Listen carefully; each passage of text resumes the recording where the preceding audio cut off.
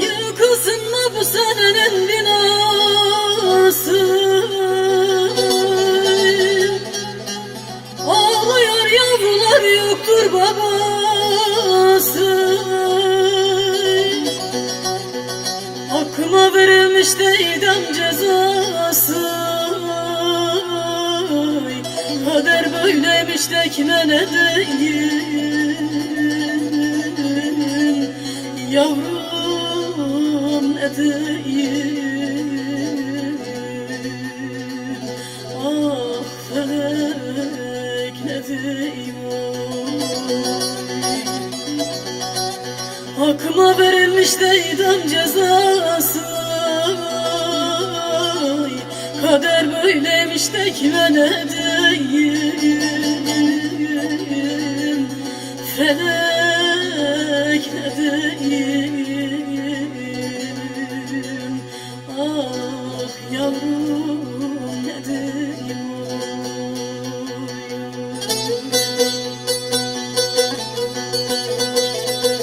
Savcı hakim toplantıya vardılar.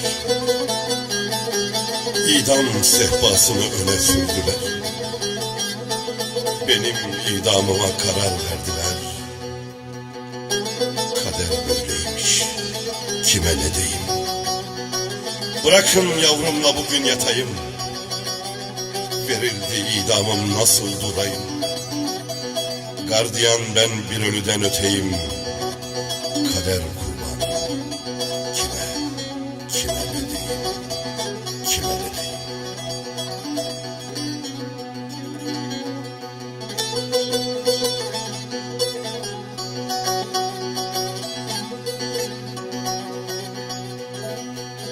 Gün değil ay değil nasıl yatayım?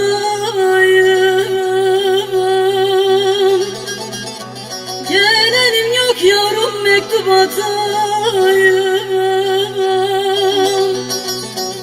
Param yok ki de bir avukat tutayım. Kader böyleymiş de kime ne diyeyim? Kader ne diyeyim? Ah felek ne diyeyim? Param yok ki de bir avukat tutayım. Kader böyleymiş de kime ne diyeyim? Felek ne diyeyim?